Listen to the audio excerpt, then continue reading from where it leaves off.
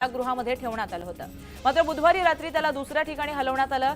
मोठ्या police बंदोबस्तामध्ये Nashik road railway स्थानकावरून रेल्वेतून त्याची दुसऱ्या ठिकाणी रवानगी करण्यात आली आहे। तर याबाबत आपण अपडेट जाणून घेतोय आमचे प्रतिनिधी लक्ष्मण यांच्याकडून।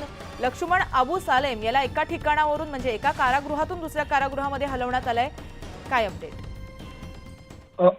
अबू सालेम याला काही दिवसांपूर्वी नाशिकच्या मध्यवर्ती कारागृहामध्ये आणण्यात आलं होतं। तळोजा कारागृहातून त्याची रवानगी जी आहे ती नाशिक कारागृहामध्ये करण्यात आली होती। त्याच्या जीवाला धोका असल्याची तक्रार त्यांनी यापूर्वी केलेली होती की त्याच्या हत्येचा कट जो आहे तो रचला जातोय, अशा प्रकारची तक्रार त्याची होती आणि त्यानंतर त्याला नाशिक रोड कारागृहामध्ये हलवण्यात आलेलं होतं। नाशिक रोड कारागृहातील अंडा सेलमध्ये मात्र काल रात्री अबू सालेम याला नाशिक रोड कारागृहातून इतरत्र हलवण्यात आलेला आहे। अबू सालेम याला एका महत्त्वाच्या सुनावणीसाठी नाशिक रोड कारागृहातून हलवण्यात आल्याची माहिती आहे। नाशिक रोड रेल्वे स्थानकावरून अबू सालेमला दुसरीकडे घेऊन जाण्यात आलेलं आहे। अबू सालेमला ज्यावेळेला नाशिक रोड कारागृहातून काढण्यात आलं, रेल्वेच्या मदतीने त्याला खरं तर दुसरीकडे हलवण्यात आलं। त्यामुळे मोठा बंदोबस्त जो आहे तो संपूर्ण परिसरामध्ये तैनात करण्यात आला होता। नाशिक रोड कारागृह असेल आणि रेल्वे बोगी असेल त्या सर्वच परिसरामध्ये पोलिसांच्या बंदोबस्तामध्ये अबू सालेम याला हलवण्यात आलेलं आहे।